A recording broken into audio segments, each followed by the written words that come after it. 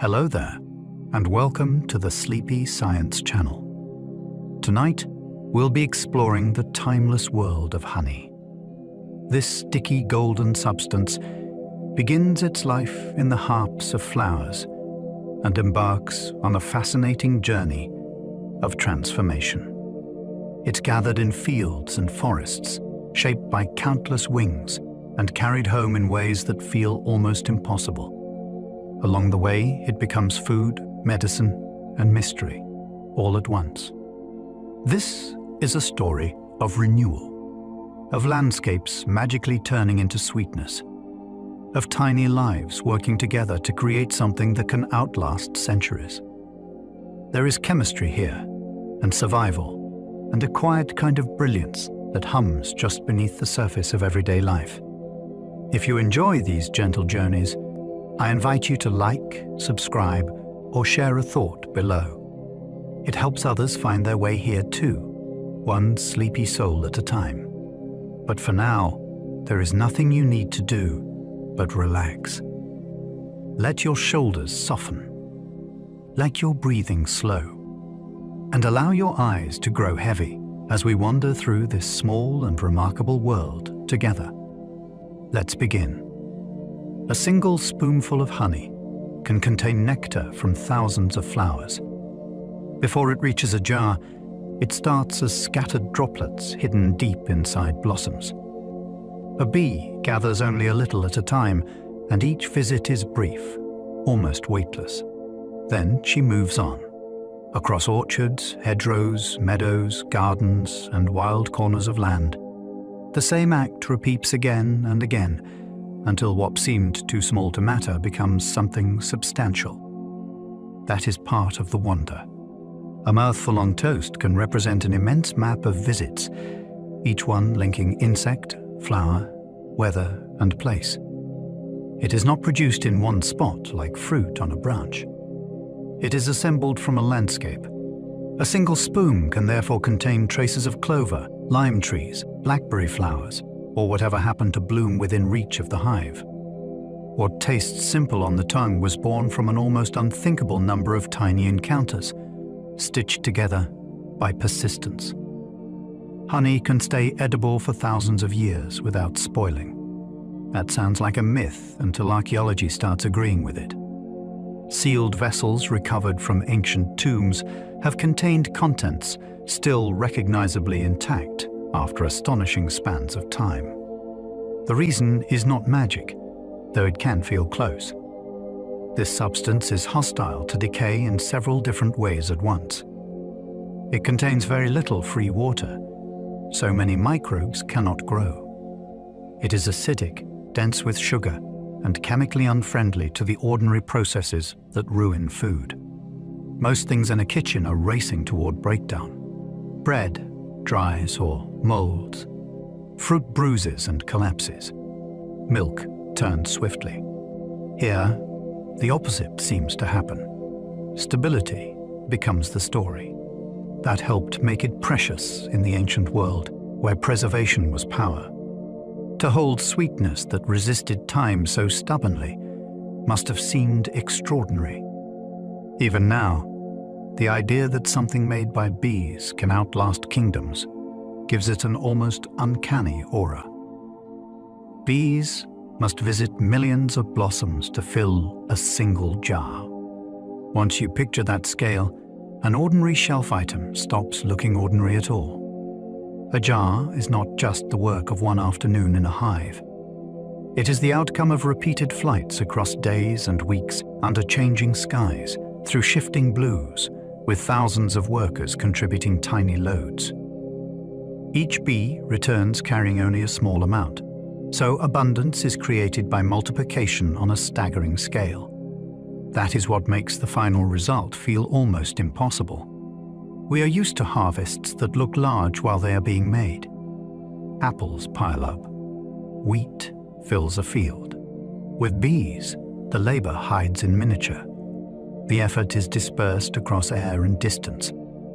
You never really see the whole thing happening at once.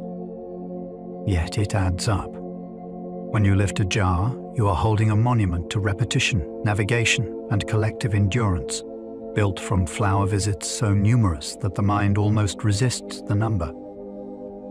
Honey starts as nectar, then becomes something entirely new. At first, nectar is simply a sweet liquid offered by flowers to attract pollinators. It is watery, temporary, and meant to be taken.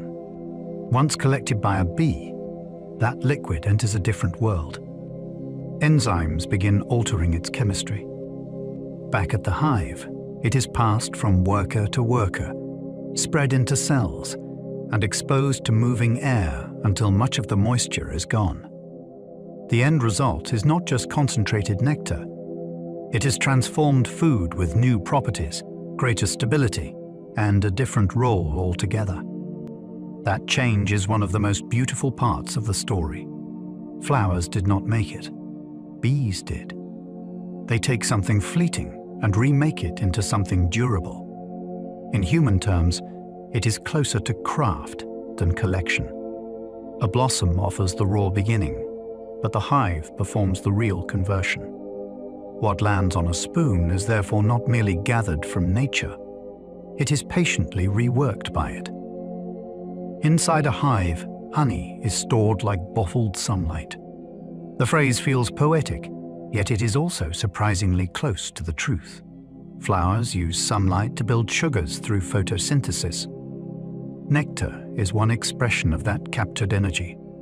Bees gather it, process it, and lock it away in wax cells for the seasons when blossoms vanish. So within the comb, light from past days is held in edible form. Summer becomes reserve. Bright weather becomes fuel. That is why a hive in winter depends so completely on what was stored before. The colony lives on the memory of flowering months. There is something deeply moving in that arrangement.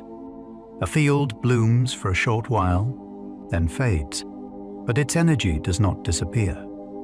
It is carried home and sealed in the dark, where thousands of insects will later survive on it. The comb, then, is not just a pantry.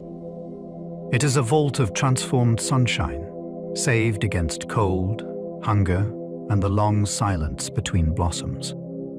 Some ancient tombs still held honey fit to taste. Whether every famous story is perfectly documented or not, the larger truth remains remarkable. Honey has turned up in funerary contexts so old that entire civilizations had long since vanished, and in some cases it remained astonishingly well preserved.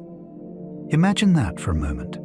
A sweet food gathered by bees flew into the ancient world, was placed beside the dead, and waited through centuries of dust, collapse, and forgetting. Then people opened the vessel again. The idea feels almost impossible because taste is usually the most fragile of experiences. Meals vanish in minutes. Flavors live briefly in memory. Yet here is one that can bridge ages. That endurance helps explain why honey carried symbolic power in so many cultures. It did not behave like ordinary food. It seemed to resist time itself. When a substance can survive beside mummies and still resemble itself, it begins to occupy a strange borderland between nourishment, relic, and message from the distant past. Honey is made through teamwork so vast, it feels impossible. No single bee could create what we casually pour from a jar. The scale belongs to the colony. Foragers search for blossoms and return with nectar. House bees receive it and continue the process indoors. Others ventilate the hive with beating wings to reduce moisture. Wax workers build and maintain storage space. Guards protect the entrance. Nurses tend developing young, ensuring the next generation of labor is ready. What looks like one product is really the visible result of an entire society coordinating without central command. That is where the astonishment deepens. The hive does not function like a factory directed by a manager. Order emerges from instinct, signals, timing, and shifting roles. Each bee performs only part of the whole, yet the whole remains coherent. When we speak of honey, we are really speaking of collective intelligence made edible. It is one of nature's most elegant examples of many small lives producing something no individual life could achieve alone. Honey is the only food made by insects that we steal. That alone makes it feel a little strange. We do not raid ant hills for stored grains, and we do not pry open wasp nests for supper. Yet for thousands of years, people have smoked bees from trees, climbed cliffs, opened hives, and carried away the winter food of another species. What we take is not a casual byproduct. It is a carefully engineered reserve, gathered from flowers, transformed inside living bodies, dried with effort, and sealed for survival. In that sense, every spoonful is a small act of cross-species theft that became tradition. And somehow bees kept drawing us back. Honey was worth stings, smoke, ladders, ropes, and risk long before sugar filled bowls on every table. That odd relationship says something profound. From the beginning, humans sensed that this golden store was not ordinary sweetness. It was treasure made by a civilization smaller than a thumbnail. Not all honey tastes sweet in quite the same way. That may sound obvious at first, but the differences can be startling. One variety may seem light and floral, while another feels dark, malty, herbal, smoky, or even faintly bitter. Some are delicate and almost transparent in flavor. Others arrive with force and linger in the mouth like strong tea or toasted sugar. The reason lies largely in the flowers. Bees are the makers, but the landscape writes much of the flavor. Nectar from orange blossom does not become the same thing as nectar from buckwheat, chestnut, heather, or thyme. Even wildflower batches can shift from season to season, depending on what bloomed nearby. That means tasting different honeys can feel less like trying brands and more like visiting places. It is a geography of sweetness. A spoonful may carry orchard, moor, woodland, or mountain slope. So the surprise is not that it tastes sweet. The surprise is how many directions sweetness can travel. One drop of honey can carry the story of a landscape. To look at it is to see only amber light. To think about it properly is to realize it may contain the fingerprint of an entire place. The flowers matter, of course, but so do rainfall, heat, soil, altitude, season, and the timing of bloom. A dry year can alter nectar flow. A nearby woodland can shape flavor differently from open farmland. In some samples, pollen grains remain as tiny clues, allowing experts to read where the bees foraged and what was flowering around them. That turns sweetness into evidence. It becomes possible to ask where this came from, what was growing there, and what kind of environment supported it. In that sense, honey is more than food. It is a record. A small spoon can preserve traces of ecology, weather, and plant life in concentrated form. Few everyday ingredients invite that kind of reading. Fewer still let you taste a region as if the land itself briefly dissolved on the tongue. Bees thicken nectar by passing it from mouth to mouth. At first, that sounds almost too strange to be true, yet it lies at the heart of the transformation. A returning forager does not simply pour her load into storage and leave. Instead, the liquid is transferred to another worker, then sometimes to another again, in a chain of exchanges inside the hive. Each transfer exposes it to new enzymes and more contact with air. What began as a thin floral drink starts moving toward something denser, richer, and far more durable. The process is intimate, communal, and astonishingly practical. It is also a reminder that the hive does not separate chemistry from cooperation. The making happens through both at once. A human cook might rely on pans, heat, and bowls. Bees rely on bodies, timing, and repeated sharing.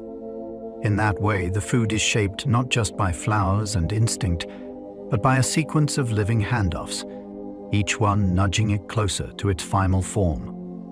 Fresh nectar is far wetter than the honey we know. The liquid drawn from flowers is closer to a sweet drink than the thick substance that waits in a jar. It can contain so much water that, on its own, it would never keep for long. That difference matters because it reveals how much work still lies ahead after collection. A bee returning from a flower is not carrying the finished product home. She is bringing home the beginning of one. In a sense, the hive receives a fragile material that still belongs to the world of petals, warmth, and daily bloom. It has not yet crossed into long-term storage. That is what makes the later result so impressive. The sticky weight we spread on bread began as something loose and perishable, closer to syrupy rain than preserved food. Once you imagine that contrast, the transformation becomes easier to appreciate. What seems stable and ancient in a jar was once as temporary as the flower that offered it. Honey becomes stable because bees drive out most of its water. This is one of the great turning points in the story. As long as too much moisture remains, the liquid is vulnerable.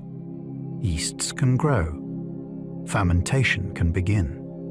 The stored food would become risky for the colony instead of reliable. So the hive must solve a practical problem that every preserver of food would recognize. It must remove water. Bees spread the liquid in open cells where it can lose moisture across a broad surface. They work with warmth, airflow, and patience, rather than with ovens or sunlight on a windowsill. Over time, the contents become concentrated enough to resist the ordinary fate of sweet liquids. That shift from unstable to stable is what makes the substance so remarkable. It is not merely collected sweetness. It is sweetness made safe for the future. The colony creates shelf life through labor, and in doing so, turns a fleeting harvest into a dependable reserve that can wait through difficult months. Hive air can turn liquid nectar into long-lasting food. Inside the colony, air is not just background. It is part of the machinery. Workers fan their wings to keep conditions moving and controlled, sending currents through the interior that help moisture leave the open cells. What sounds simple is actually extraordinary. A mass of insects creates a ventilation system with their own bodies, and that invisible movement helps determine whether gathered nectar remains vulnerable or becomes durable.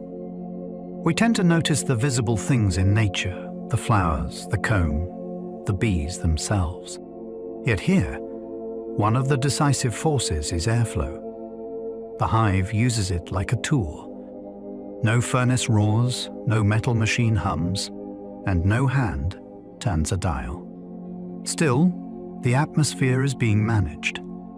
Tiny workers are shaping the future of their stored food by managing the space around it. It is a beautiful example of how something invisible can become essential, and how survival can depend on a current you never see.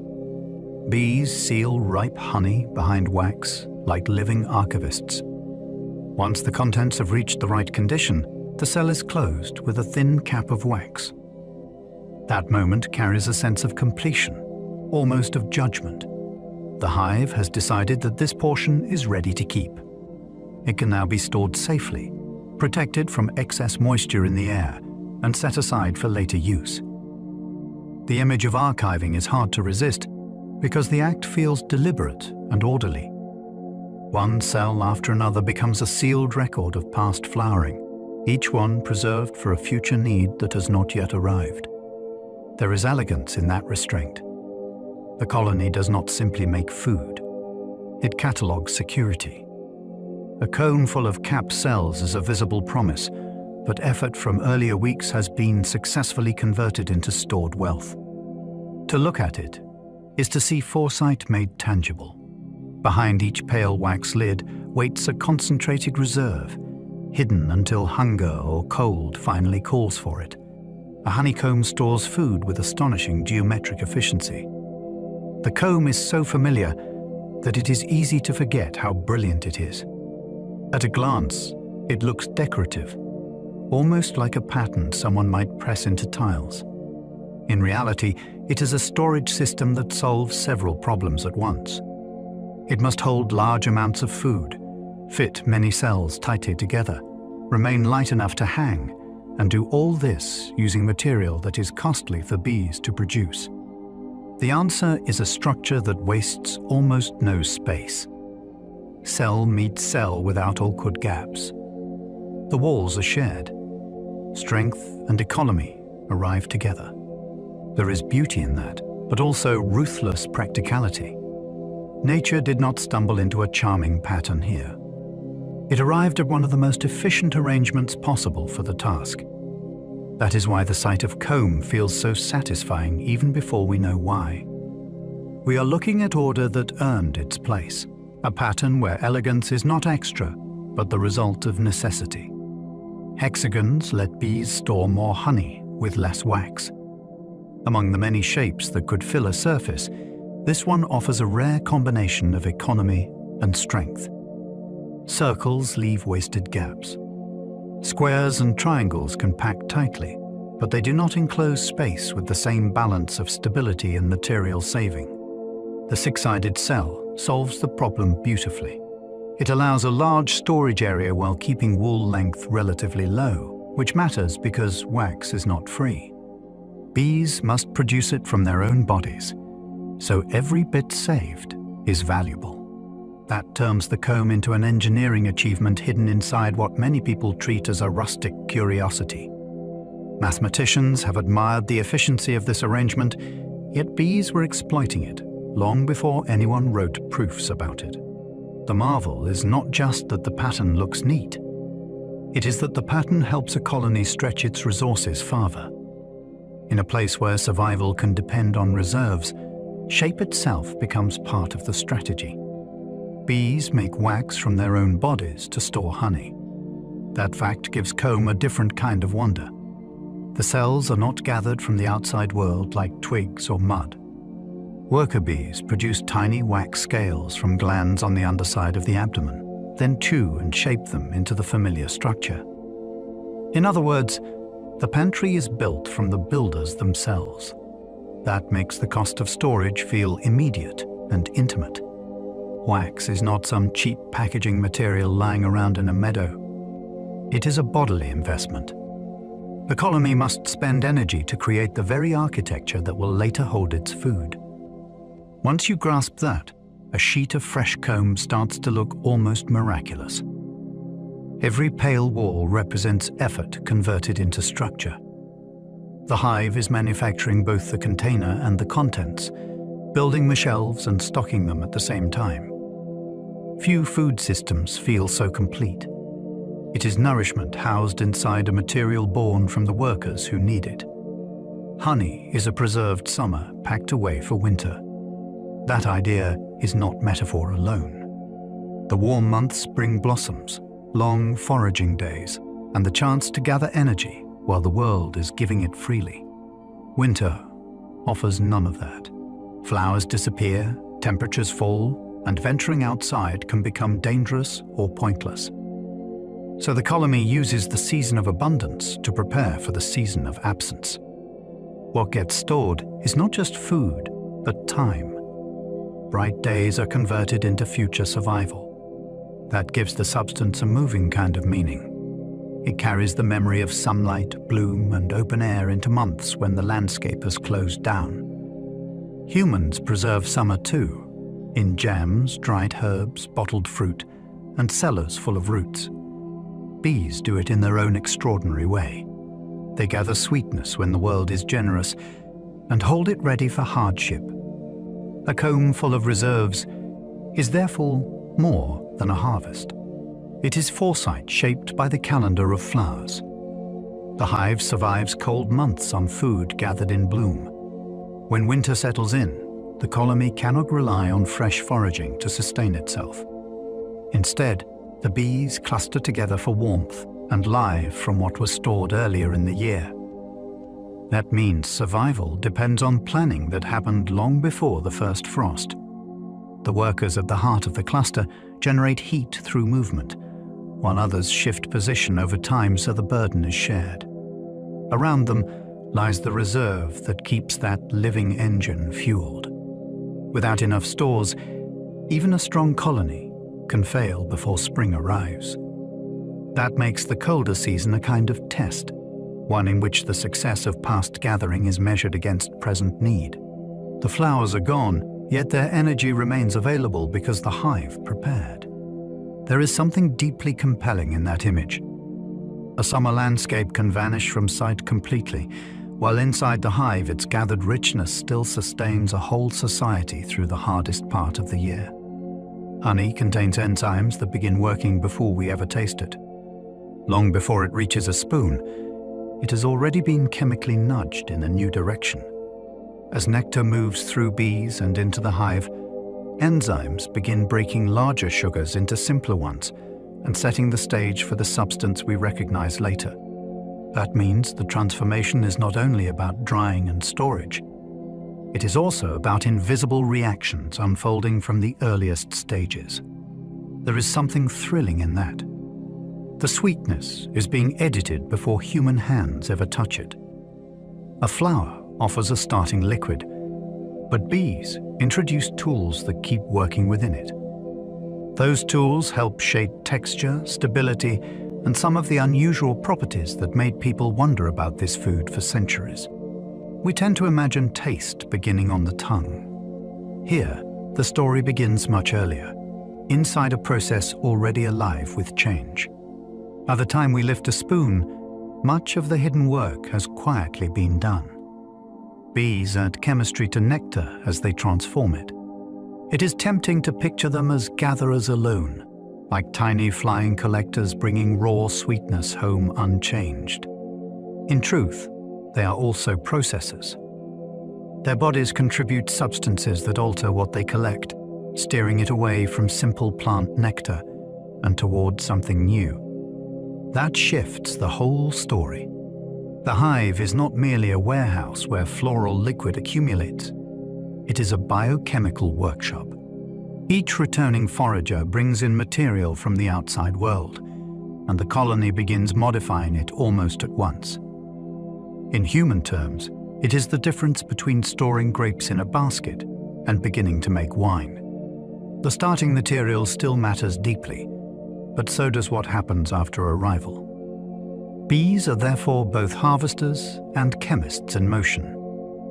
That combination helps explain why the final substance has qualities that flowers alone did not provide. The wonder lies in the partnership. Plants make the invitation. Bees change the outcome. Honey is acidic enough to trouble many microbes. For a substance associated with comfort and sweetness, it has a surprisingly unfriendly side. Many microbes prefer conditions that are less harsh, less sour, and more forgiving. This one offers the opposite. Its acidity helps create an environment where many unwanted organisms struggle to thrive, which is one reason it keeps so well compared with ordinary sweet liquids. That hidden sharpness is part of its power. You do not necessarily taste it as tartness, yet it is there in the background, quietly helping defend what the hive has stored. The contrast is fascinating. Something that feels rich and soothing to us can present a chemical challenge to the tiny life forms that would otherwise feast on it. In that sense, its sweetness is slightly deceptive. Beneath the pleasant surface lies a set of conditions that are much less welcoming than they first appear. A golden spoonful can therefore be both inviting and, on another scale, fiercely inhospitable. Honey pulls water from bacteria with ruthless efficiency. This is one of the most startling parts of its defensive character. Because it is so concentrated with sugar, it exerts a strong pull on water. For microbes, that can be disastrous. Cells depend on water to function, and when the surrounding environment draws it away, life becomes difficult or impossible. It is a simple principle with dramatic consequences. No battle is visible. No violent reaction announces itself. Yet on the microscopic level, the conditions are punishing. The sweetness acts almost like a trap, creating an environment that dries out would-be invaders. That helps explain why the substance can remain stable when so many other foods quickly collapse into mold or rot. There is elegance in the mechanism because it relies on concentration itself. What makes it thick and luxurious to us also helps make it hostile to contamination. A spoonful seems soft and indulgent, but at microbial scale it can be remarkably severe. Some honeys can slowly release hydrogen peroxide on wounds. That detail gives an old remedy a surprising scientific twist. In certain kinds, enzymes and moisture can interact in a way that produces small amounts of hydrogen peroxide over time. Not the dramatic fizz of a medicine cabinet bottle, but a gradual release that may help explain why some forms gained a reputation in wound care. The effect is not universal in the same way across all varieties, and it is not the whole story. Yet it is remarkable that a bee-made food can generate a familiar antiseptic compound under the right conditions. No wonder ancient people treated it with respect even when they lacked modern chemistry. They could see results without knowing the hidden mechanism. Today, that knowledge deepens the fascination rather than replacing it.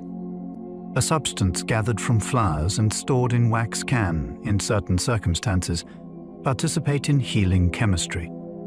The more closely you look, the less ordinary it seems. Honey fights spoilage using several defenses at once. That layered strategy is part of what makes it so resilient. It does not depend on one magical trait. Instead, its strength comes from a combination of low moisture, acidity, dense sugars, and reactive compounds working together.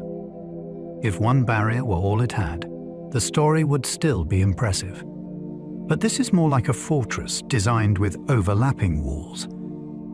Microbes that dislike dryness also face chemical stress. Those that tolerate one difficulty may still run into another. The result is a food that resists decay with unusual determination. That helps explain why it fascinated healers, traders, and ordinary households across so many centuries. It was not just pleasant. It was dependable. There is a lesson in that design.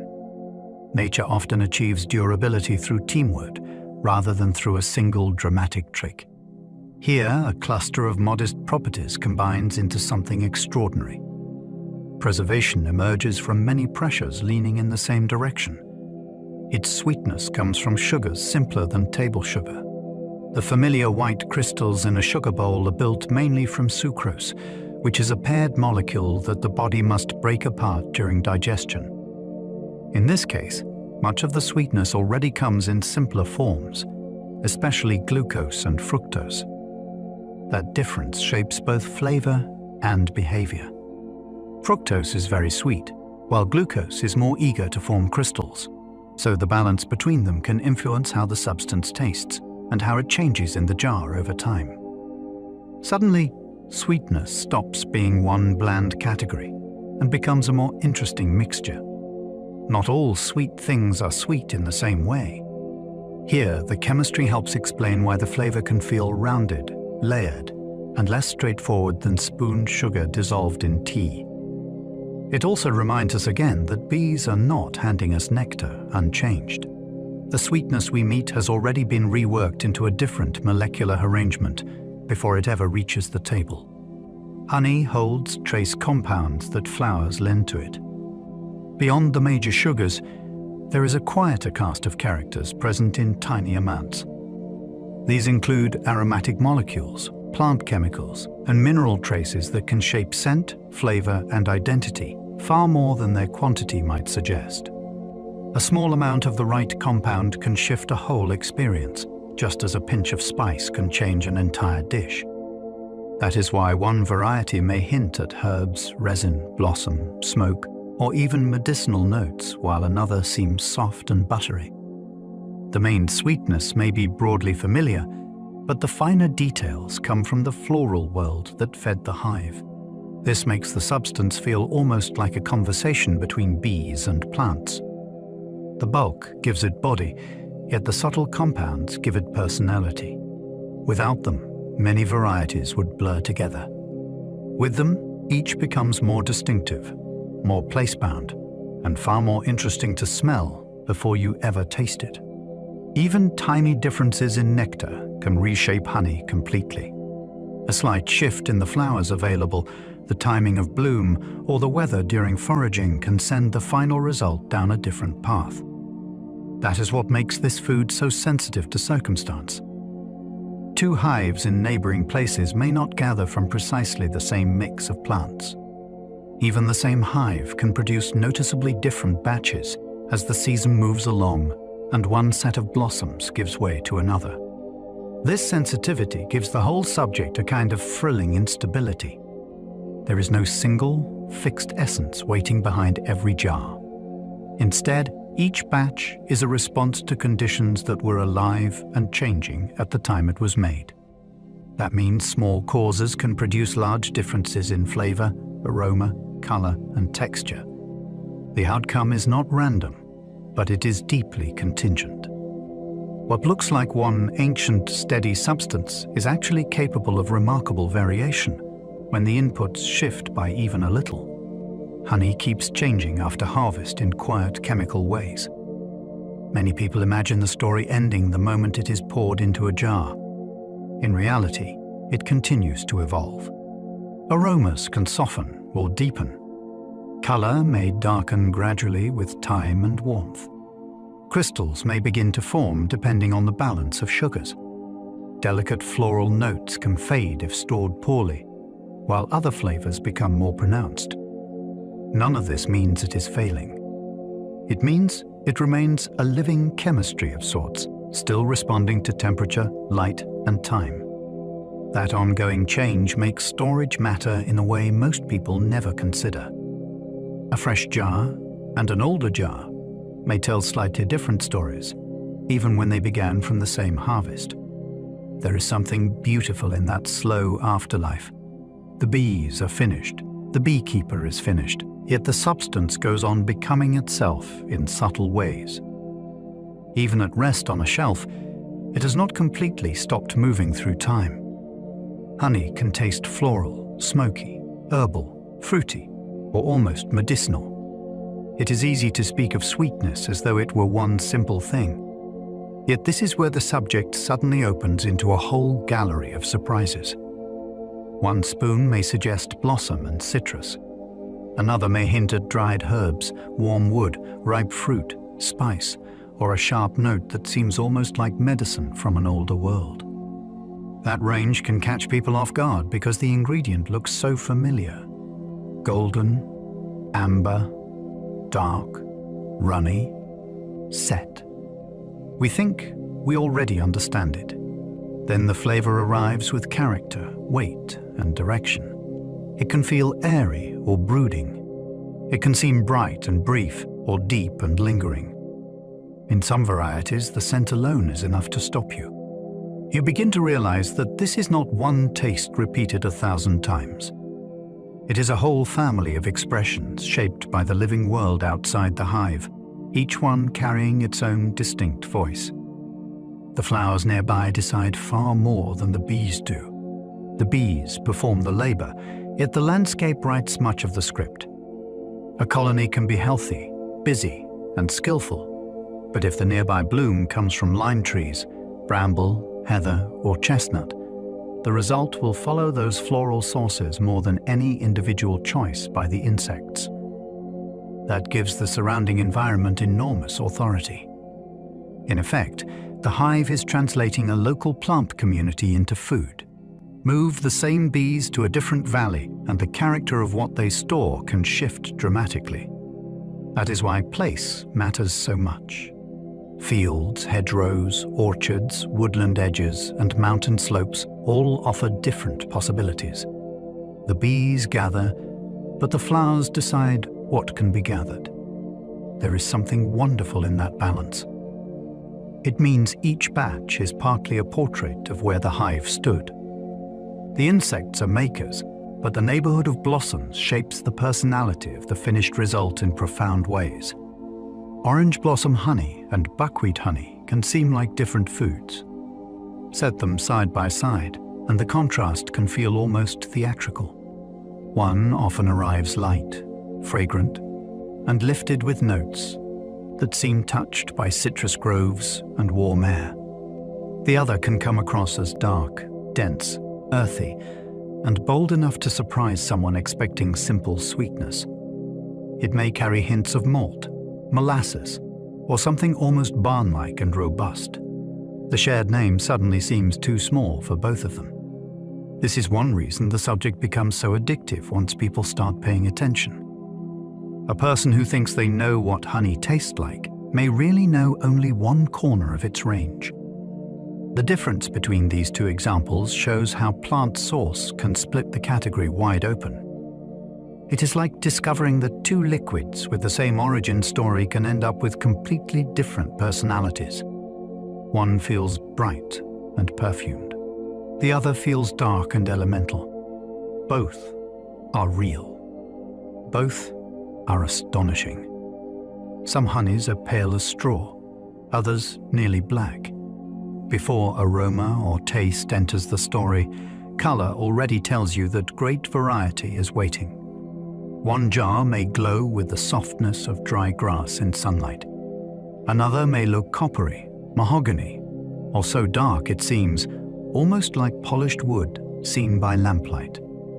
These differences are not cosmetic accidents. They reflect floral source, mineral content, seasonal conditions, and the compounds gathered from the plant world.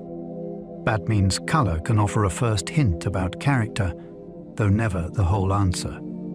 A pale sample may prove delicate or surprisingly complex. A dark one may feel rich and forceful, or reveal unexpected bitterness beneath its sweetness. The important point is that the visual range alone breaks the illusion of sameness. We are not dealing with a single golden standard. We are dealing with a spectrum. The jar becomes a clue before it becomes a taste, inviting the eye into the mystery before the tongue joins in. Darker honeys often carry stronger, deeper mineral flavors. That darkness can signal an entirely different experience waiting in the spoon. Instead of airy sweetness and light blossom notes, you may meet something fuller, heavier, and more resonant, with hints of malt, earth, resin, or a faint tang of iron-rich depth that feels almost savory at the edges. It is not that pale examples lack interest. Many are exquisite. But darker ones often seem to arrive with more gravity. They can feel older in spirit, more rooted, as though the land itself pressed harder into them. Part of that impression comes from the greater presence of minerals and certain plant compounds, which can deepen both flavor and color together. The result is a sweetness with shadows in it. That complexity is part of the appeal. It moves the experience away from candy and towards something more layered and adult. One taste can suggest blossom. Another can suggest bark, soil, and weathered fields. Both come from flowers, yet they seem worlds apart. Heather honey can turn spooning into a slow, stubborn task. This variety is famous not only for taste, but for behavior. Instead of flowing easily, it can become thick, jelly-like and resistant, clinging to the spoon as though reluctant to leave the jar. That texture can surprise anyone expecting the usual smooth pour. It almost asks to be negotiated with. Part of the fascination is that the challenge is not a flaw. It is a mark of identity. Beekeepers and honey lovers often prize it precisely because it behaves in this distinctive way. The floral source gives rise to a substance that seems to have decided it will not hurry for anyone. And when you finally taste it, the reward can be intense, with rich, aromatic notes that match the dramatic texture. So here, the pleasure begins before flavor even lands. You feel the resistance, see the slow movement, and sense that this is not ordinary table sweetness. It is character made visible, almost sculptural in the jar. Acacia honey can stay liquid for surprisingly long periods. For many people, crystallization seems inevitable, as though every jar must eventually turn grainy and firm. Then along comes this variety, often remaining clear and flowing far longer than expected. The reason lies largely in its sugar balance, which makes it less eager to form crystals quickly. That gives it an almost glass-like elegance on the shelf. It stays pourable, smooth and bright, while other jars may begin to cloud and thicken. There is something graceful about that persistence. It feels composed, unhurried, and stable in its own special way. The flavor often matches the appearance, tending toward a lighter and more delicate profile that lets the clarity seem almost reflected in taste. This makes it a wonderful reminder that texture and appearance are part of the story too. Not every variety follows the same timetable. Some change quickly. Others seem to linger in a lucid state, holding on to transparency as they're resisting the usual march of time. Tupelo honey is prized for resisting crystals longer than most. In parts of the American South, this quality helped give it near legendary status. Gathered largely when bees forage on Tupelo blossoms in wetland regions, it is admired for remaining smooth and liquid with unusual persistence. That alone would be enough to make it memorable, but scarcity adds another layer of romance. The bloom window is limited, the geography is specific, and the conditions need to cooperate. So the final product carries not just a physical trait, but a sense of place and fleeting opportunity. To many admirers, it feels like a seasonal treasure that could only come from that watery landscape of river systems and swamp forests. The resistance to crystals becomes part of a bigger story, one involving geography, timing, and regional pride. Some honeys impress through intensity. This one fascinates through poise. It seems to remain itself with uncommon steadiness, as though holding the memory of a brief flowering season in liquid suspension for longer than expected. Chestnut honey can taste bitter in a way people adore. That may sound contradictory at first, because bitterness is often treated as a warning rather than a pleasure. Yet in the right context, it becomes thrilling. This variety can carry a strong, assertive edge that cuts against the expectation of simple sweetness. Instead of soft comfort, it offers complexity, tension, and a finish that lingers with almost tannic force. For some people, that first taste is startling. For others, it is exactly why they return. The fascination lies in the refusal to be easy. It asks the palate to pay attention. Much like dark chocolate, black coffee, or certain Amaro liqueurs, its appeal grows from contrast and depth rather than from immediate softness. That makes it an important reminder that honey is not confined to one emotional register.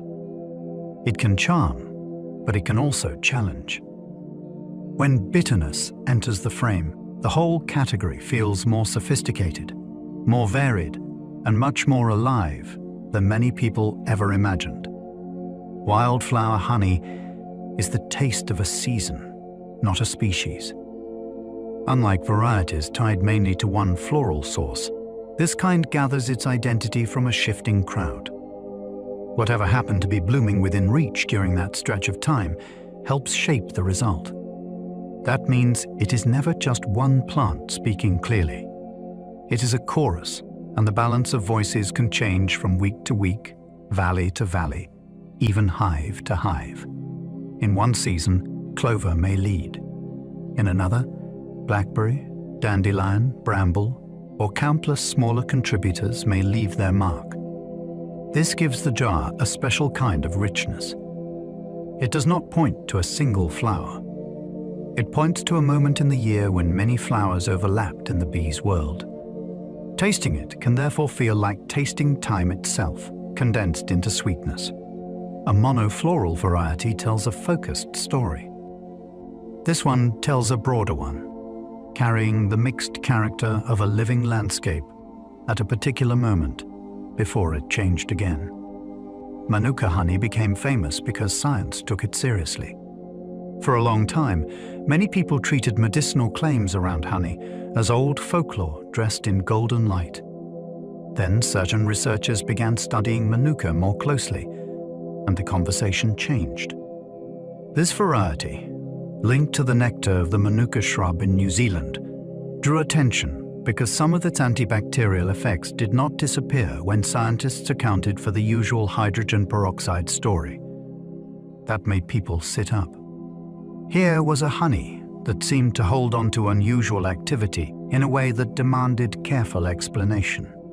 Laboratories, clinicians, producers, and regulators all became interested, and a once regional product began gaining global fame. What makes this so fascinating is not simply that one variety became popular.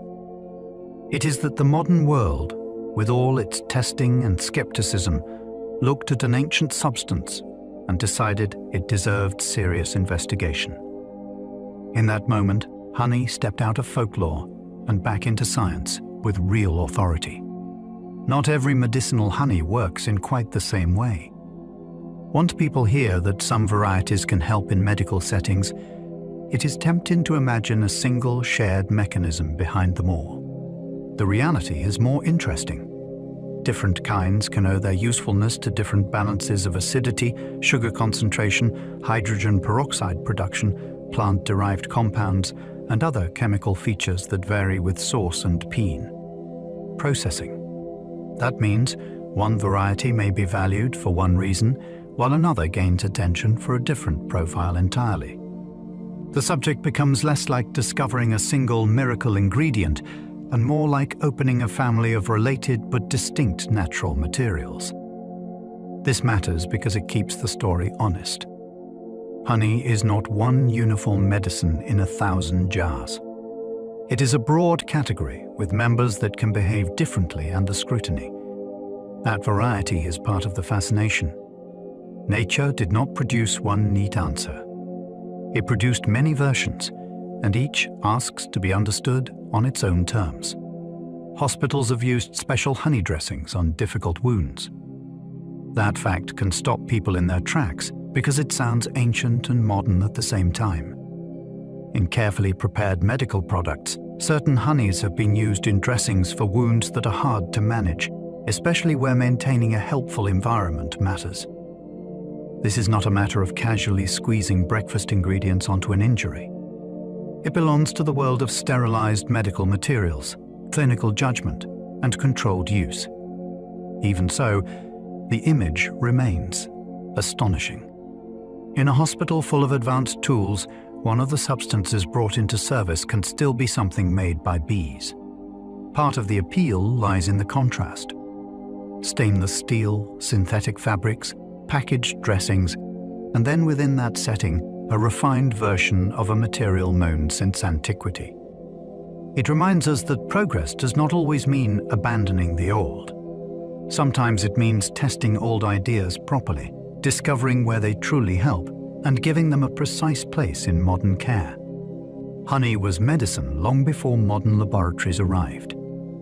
Long before anyone could speak of microbes, enzymes, or osmotic pressure, people were already turning to it when bodies were injured or unwell. They used it on wounds, mixed it into remedies, and treated it as something more than a sweetener. That early trust is fascinating because it arose from observation rather than theory. People saw what happened when it was applied, eaten, or preserved with other substances, and over time, those experiences hardened into tradition. In many cases, they had no modern explanation for why it seemed useful. They simply noticed that it belonged in the healer's toolkit. This gives the history of medicine a humbling quality. Sometimes practical knowledge arrives first, and scientific explanation catches up centuries later. Honey sits right in that gap between experience and understanding. Its medicinal reputation was not born in a laboratory. It was earned in kitchens, homes, temples, and workshops where people paid close attention to what actually seemed to help. Ancient Egyptians placed honey in both remedies and rituals. That pairing tells you how unusual its status was. It did not belong only to the sick room or only to the table. In ancient Egypt, it moved between practical medicine, daily nourishment, offerings, and the symbolic world of the sacred. It could be applied in healing mixtures, offered to the gods, and placed among grave goods for the dead. Few substances crossed those boundaries so easily. That is part of what makes it so compelling in historical terms. People did not see it as a minor luxury. They treated it as something potent, valuable, and worthy of ceremonial use. In a civilization that cared deeply about order, preservation, and the afterlife, this bee-made food found a place in all three. The same material could soothe the living and accompany the dead. That kind of cultural reach is remarkable. It shows that honey was never just an ingredient. It was a substance charged with meaning as well as utility. Greek physicians praised honey as food, medicine, and preservative.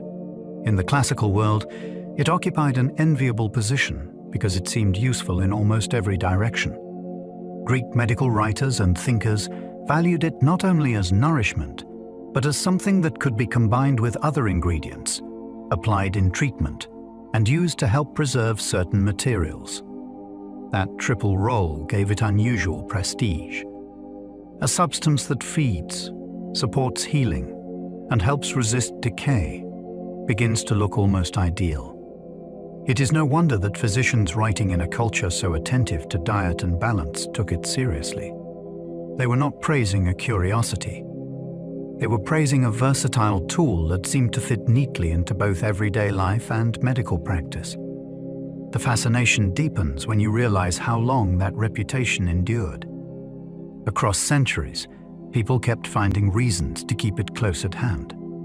In that sense, honey became more than a product of bees. It became part of an entire way of thinking about health. Honey appears in some of humanity's oldest written healing traditions. When early medical texts began recording remedies, this substance was already there. That means its place in healing reaches back not just through memory and oral custom, but into the written record itself. Across ancient cultures, people copied instructions onto papyrus, clay, and parchment, and honey kept returning as part of the conversation about care. That recurrence matters. It suggests broad recognition across very different societies that this was a material worth preserving in writing. Once a remedy enters a manuscript, it becomes more than local habit. It becomes knowledge meant to travel. There is something deeply moving about that. A bee-made food moved from the field to the hive, from the hive to human hands, and from human hands into the earliest medical literature. It crossed from practice into text. In doing so, it secured a place in civilization's memory. Long after healers died, the written words remained, carrying its reputation forward to readers centuries away. Even now, researchers keep finding new things inside honey. You might think such an ancient substance would have given up all its secrets by now. Instead, the closer scientists look, the more complexity they often find. Different compounds, botanical markers, microbial interactions, regional signatures, and subtle chemical differences continue to emerge under modern analysis. Part of the surprise is that the substance seems so familiar. It sits in kitchens, markets, gift shops, and breakfast trays. Yet under the lens of careful research, it becomes layered and elusive again. That is one of the great pleasures of studying nature. The everyday can turn mysterious the moment attention sharpens. Honey rewards that attention unusually well because it is made at the meeting point of plants, insects, chemistry, and environment. It is not one thing but many processes folded together. So the story remains open. The old ingredient is still capable of producing new questions, and that is often the sign of a subject deeper than it first appears. Honey can soothe the throat without acting like a drug. That distinction is part of its quiet appeal. When people take it for a sore throat or a stubborn cough, the comfort may come not from a drug-like attack on the cause, but from its texture and coating effect as it passes over irritated tissues. It can bring relief through contact, softness, and persistence, rather than through the kind of chemical action we usually associate with medicine. There is something elegant in that. Not every form of help needs to arrive as a pharmaceutical strike. Sometimes ease comes from protection, moisture, and a calmer surface. This helps explain why it has remained a household favorite for so long. The experience is immediate and understandable. You feel the change as it happens. That does not make it magical, and it does not make it a cure for everything. What it does make it is memorable. A simple spoonful can create a sense of comfort that has kept people reaching for it generation after generation. Sometimes the oldest remedies survive because they truly worked. History is full of treatments that faded for good reason, and that makes the survivors more interesting. When a remedy endures across centuries, across cultures, and then still attracts scientific interest in the present, it raises an important possibility. Perhaps people kept returning to it because it offered real benefits, even if they did not yet understand the mechanism. Honey is one of the most compelling examples of that pattern. It was not preserved merely by romance or superstition. It stayed in use because it proved useful often enough to keep earning its place. That does not mean every old belief about it was correct. Tradition can exaggerate, but neither should we assume that the old world knew nothing. Sometimes repeated human experience points toward truths that science later clarifies in detail. That gives this story a satisfying shape. Observation came first, explanation followed, and the long survival of the remedy begins to look less like accident and more like evidence. Honey has been found in tombs older than many nations. That fact stretches the mind because it places something so familiar inside a timescale that feels almost unreachable. A jar of honey belongs in a kitchen cupboard, not in the burial chambers of civilizations that vanished before many modern countries were born. Yet archaeology has repeatedly brought the two together. Sealed containers from ancient burials have revealed traces, and sometimes substantial amounts, of this substance surviving deep into the future. It is hard not to feel a shiver at that thought. A sweetness gathered by bees in a forgotten landscape can outlast dynasties, languages, and borders. It can remain while names of kings dissolve into fragments. That endurance changes the emotional weight of the subject. Honey stops being only food and starts becoming something like a time traveler. It moves through centuries without losing itself entirely. Few everyday things can make that claim. Fewer still can sit on a breakfast table and carry such ancient dignity into the present. Prehistoric people painted scenes of honey gathering on cave walls. Long before supermarkets, glass jars, or written recipes, people were already risking stings for sweetness, and they thought the act important enough to paint. In prehistoric cave art, human figures appear climbing toward wild nests, reaching for the stores of bees with baskets or ropes. That image is extraordinary because it proves how old our fascination really is. Honey was not a luxury invented by settled farming societies. It mattered to people living in much harsher worlds where every calorie counted and danger was part of daily life. Imagine the scene for a moment. Smoke rising, hands searching into crevices, bees surging around the climber, and below, a community waiting for the prize. It is not just foraging. It is drama, courage, and reward all at once. The paintings preserve more than a food source. They preserve a human obsession, already thousands of years old, etched into stone before history had a name. For much of history, honey was the world's main sweetener. That simple fact changes how you see the past. Today, sweetness feels cheap, common, and endlessly available. For most of human history, it was nothing of the sort. If people wanted to sweeten porridge, cakes, sauces, drinks, or preserved fruits, this bee-made substance was often the obvious answer. It shaped festive foods, daily cooking, and special treats across vast stretches of time. That means whole traditions of taste were built around it. The sweetness of childhood, celebration, hospitality, and comfort would often have carried its character rather than the clean neutrality of modern sugar. This also gave it social importance. A household with access to honey possessed something that could lift plain food into pleasure.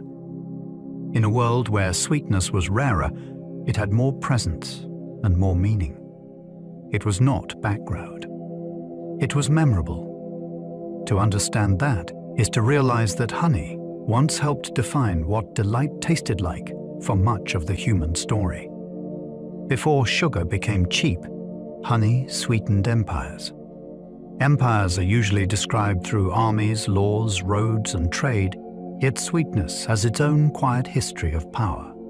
Before plantation sugar spread widely and dropped in price, rulers, merchants, priests, and ordinary households across large states often relied on honey for the sweetness that entered kitchens and ceremonies.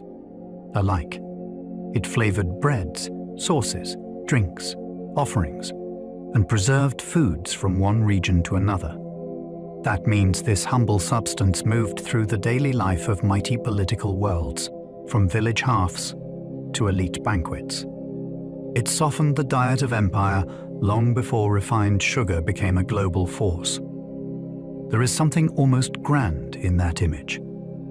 Vast systems of administration and conquest, and beside them, bees in fields making the sweetness that would find its way into all levels of society.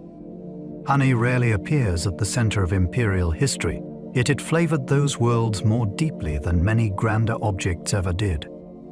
Mead made honey into one of humanity's earliest drinks. Once people discovered that diluted honey could ferment, a whole new chapter opened. Mead turned sweetness into intoxication, and in doing so, it gave honey a second life beyond food and medicine. This drink appears in myths, feasts, rituals, and early social gatherings across many cultures, which suggests just how compelling it must have been. Fermentation already feels a little magical. A still liquid begins to bubble and transform, and suddenly it can warm the body, loosen speech, and mark a celebration. When that transformation begins with honey, the result feels even more ancient and charged with wonder. It is not hard to see why people tied such a drink to gods, poets, warriors, weddings, and sacred hospitality. Mead is more than an old beverage. It is evidence that humans looked at honey and saw not just nourishment, but possibility. They found a way to turn stored sunlight into festival, memory, and song. Some ancient taxes were paid in honey instead of coins. That detail reveals just how valuable it could be. In parts of the ancient world, honey was not merely consumed. It could function as a practical store of worth, something acceptable as payment when metal money was scarce, inconvenient, or simply not the only thing that mattered. A tax paid in honey tells you that officials recognized its usefulness, durability, and desirability. This was sweetness with purchasing power. It could move from hive to household to treasury with real significance attached to it. The image is irresistible. Somewhere in the past, a person might settle an obligation to authority not with silver or bronze, but with jars of bee-made wealth. That brings the economic life of honey into sharp focus. It was portable value drawn from flowers and labor, rich enough in meaning to cross from the kitchen into the machinery of government. Few foods can claim to have once stood where currency normally stands. Honey traveled trade routes long before refrigeration existed. That made it unusually suited to a world where transport was slow and spoilage was constant. Traders moving goods by cart, ship, riverboat, or pack animal had to think carefully about what could survive the journey. Fresh fruit, bruised and rotted. Milk, soured. Meat demanded prompt attention. Honey, by contrast, could endure. Its keeping qualities made it a natural traveler, capable of moving across regions without needing cold storage or special haste. That resilience helped it become part of exchange networks that linked distant places. A jar could leave one landscape and arrive in another with much of its value intact. This gave it commercial reach that many perishable foods simply could not match. There is something satisfying in that image of endurance. While other goods raced against decay, honey could travel with patience. It was built for the pace of the ancient and medieval world, where survival on the road was itself a kind of strength. Monasteries once kept bees as carefully as they kept books. In many religious houses, beekeeping was no small sideline. It fitted beautifully into monastic life because it offered wax for candles, honey for food and remedies, and a rhythm of work that suited communities devoted to order, observation, and self-sufficiency. Monks copied manuscripts, tended gardens, measured time by bells and prayer, and in many places they also tended hives with real seriousness. The parallel feels almost perfect. Books preserved knowledge. Bees provided light and nourishment. Both demanded patience. Both rewarded care. Candle wax mattered especially in a world where sacred space often glowed by flame, and high-quality wax was precious. So the hives supported more than the kitchen. They supported worship itself. There is a lovely harmony in that arrangement. Quiet courtyards, herb gardens, manuscript rooms, and nearby hives humming through the seasons. Honey's story touches learning here, not through science, but through the disciplined life of communities that valued both contemplation and careful labor. In many cultures, honey became a symbol of blessing and abundance. That symbolic role makes perfect sense once you think about what it represents. It is rare enough to feel precious, sweet enough to suggest pleasure, and durable enough to imply lasting good fortune. Across different traditions, it came to stand for prosperity, fertility, hospitality, sacred favor, and the hope of a life made richer and more fruitful. People offered it at ceremonies, served it at weddings and festivals, and used it to mark beginnings that they wanted to be fortunate. Sweetness itself became a language, and honey was one of its clearest expressions. To give it was to wish well. To receive it was to be honored. That symbolic power reaches beyond practical use and into emotion. A spoonful can say more than nourishment. It can suggest a future filled with plenty. Few substances carry that kind of cultural warmth so naturally. The bee-made sweetness became a shorthand for the good life people longed for. Few foods sit so easily between kitchen, temple, and pharmacy. That unusual range is one reason honey feels almost enchanted in human history. Many foods nourish. Some substances heal. Certain offerings belong in sacred space. Honey moves through all three worlds with remarkable ease. It sweetens meals, appears in remedies, and turns up in ritual with no sense of awkwardness. As though it belongs everywhere, people seek comfort, protection, or meaning.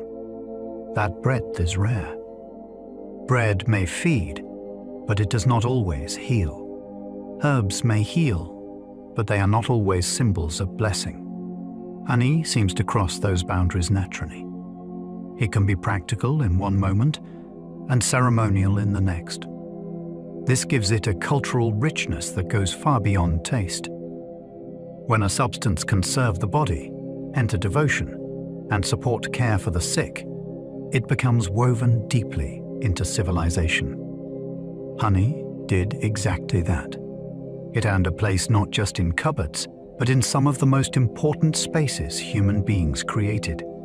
Bees do not make honey for us, but for survival. That truth changes the emotional center of the whole subject. The jar on a breakfast table can make it seem as though honey exists to delight human beings.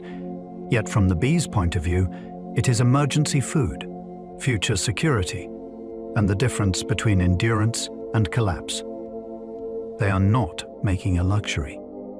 They are building survival into the walls of their home. Every drop is gathered against hunger, cold, and the dangerous gaps between blooms. That makes our fascination with it feel a little humbling. We admire the flavor, the glow, the history, and the mystery, while the colony values something more urgent. To them, sweetness is not indulgence. It is stored life. Once you see that, the hive becomes easier to respect as a society with its own needs and priorities. Honey stops looking like a gift prepared for us and starts looking like a brilliant invention we learned to borrow from another species. Every jar of honey begins as a colony's winter insurance. Insurance is an oddly perfect word for it because the colony gathers during good times in case the future turns harsh. A field may be full of bloom now, the air may be warm, and nectar may be plentiful, but none of that can be trusted to last. Storms come, cold arrives, foraging opportunities vanish, so the hive prepares while it can. In that sense, each stored cell is a promise to the future, built during abundance and meant to soften scarcity. Humans do something similar with savings accounts, stocked cupboards, and reserves laid aside for uncertain months. Bees do it with astonishing discipline, converting floral opportunity into edible security. That makes every jar feel different once you understand its original purpose. What reaches our kitchens began as a colony's answer to risk. It was never just sweetness waiting to be enjoyed.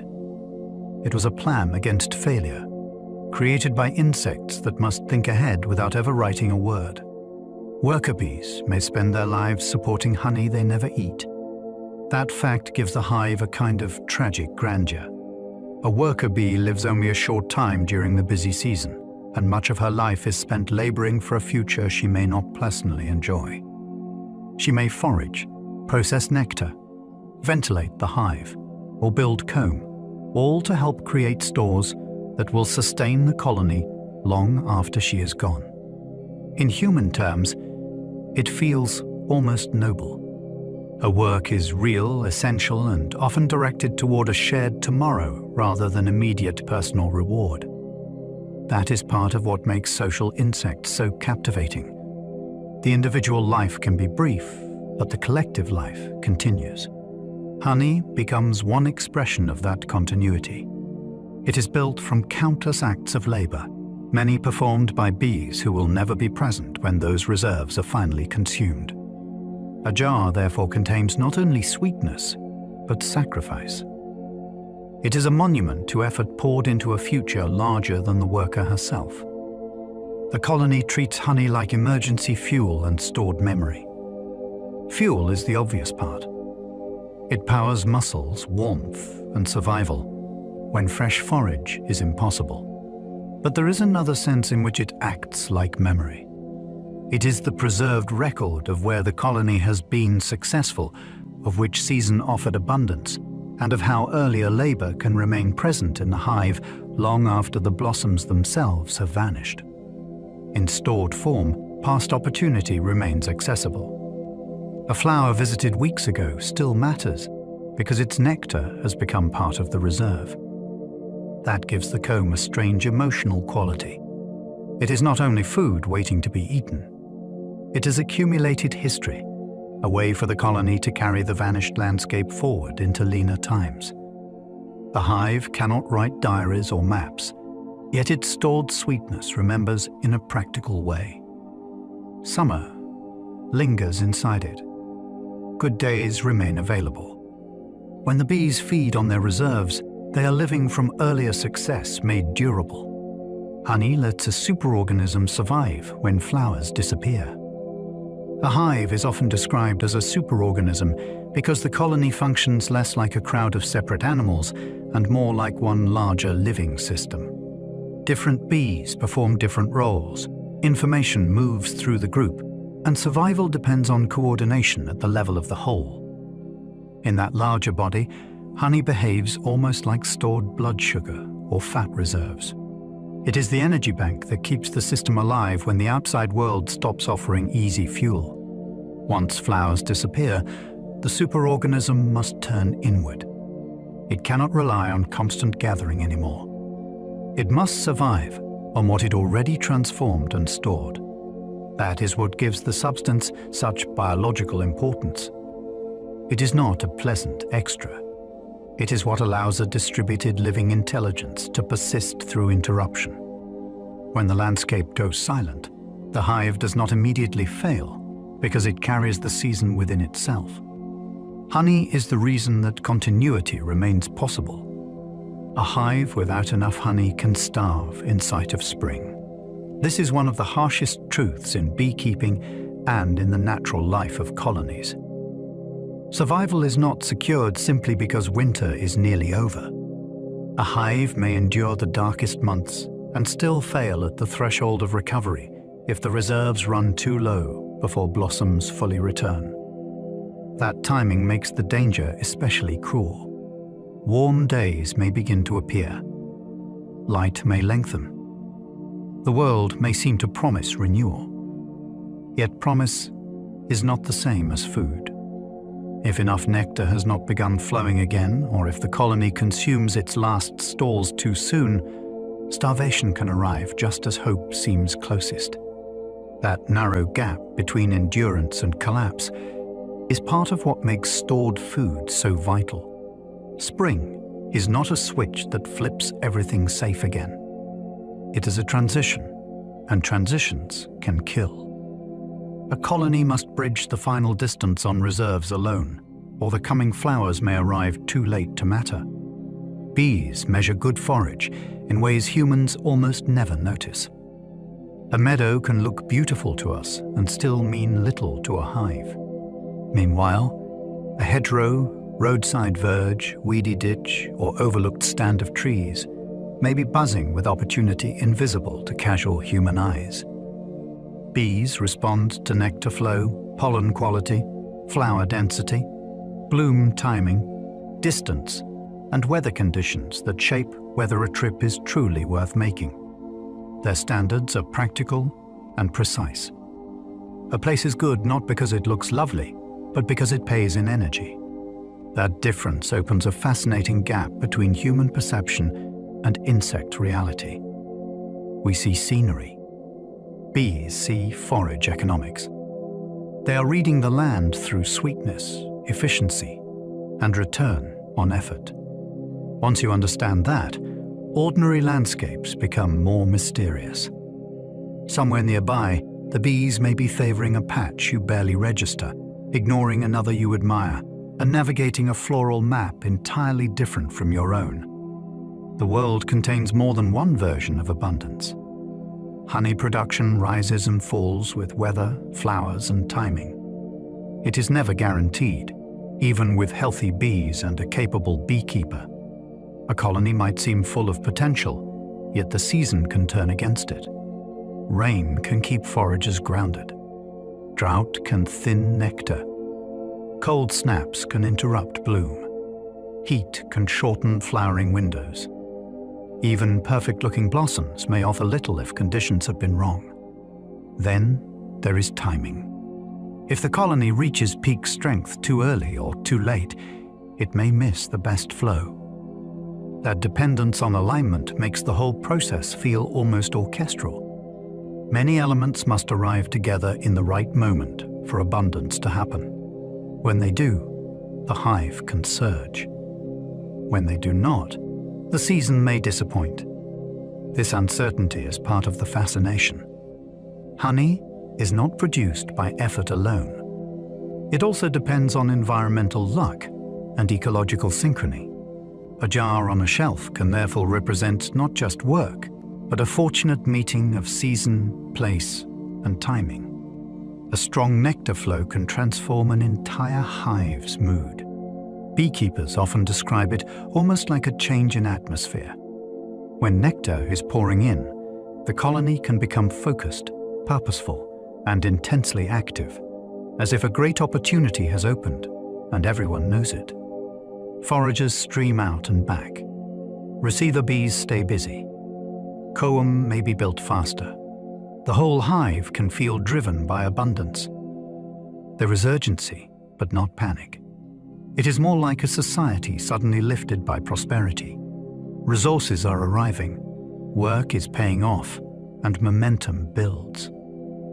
In lean periods, the mood can shift the other way. Activity may feel tighter, more cautious, or more strained. That contrast is remarkable because it reminds us the hive is not static. It responds to fortune. External conditions can ripple inward and alter the behavior of thousands of insects at once. When a major flow begins, the colony does not merely gather more. It seems to enter a different state, animated by opportunity. When blooms fail, honey suddenly becomes more precious than wax. Wax matters, of course. It shapes the comb, holds the brood, and stores the reserves. But in a season of scarcity, structure alone cannot save a colony. Energy becomes the urgent currency. If blossoms fail through drought, storm, cold, or poor flowering, the value of stored food rises instantly. The hive can live with damaged comb more easily than it can live without enough fuel. That hierarchy becomes stark in hard times. Architecture yields to calories. A beautiful comb means little if it is empty. This is one of the sobering realities hidden beneath the elegance of beekeeping. In abundance, the hive can afford to build, expand, and invest in new structure. In scarcity, survival narrows the priorities.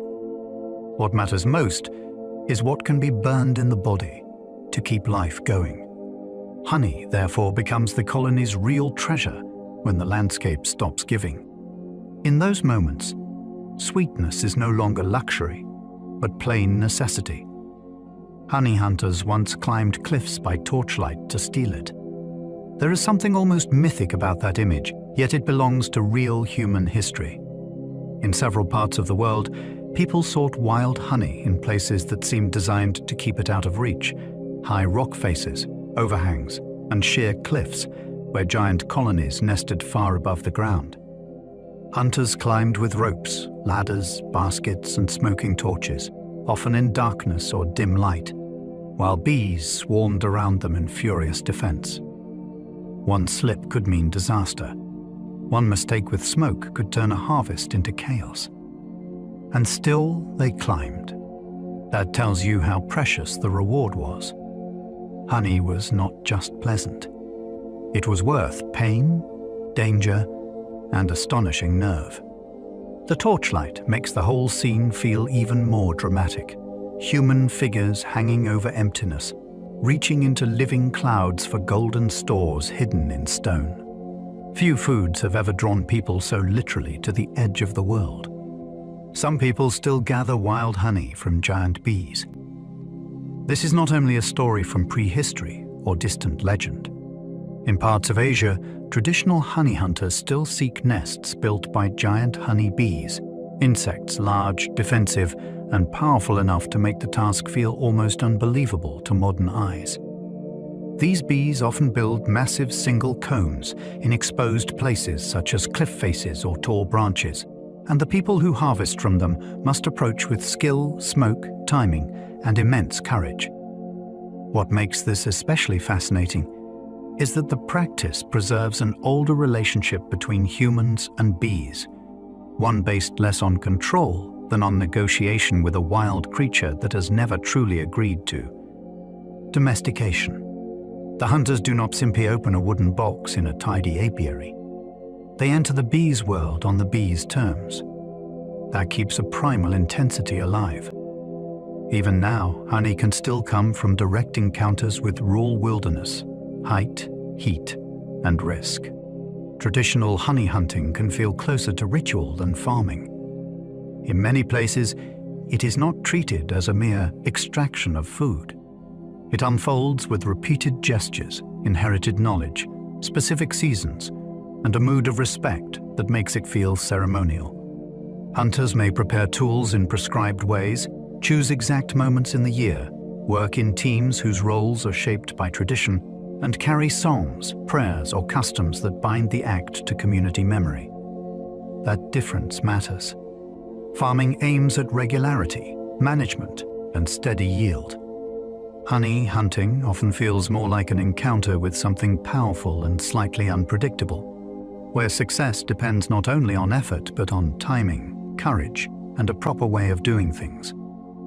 The atmosphere can therefore become solemn as well as practical. People are not just gathering sweetness.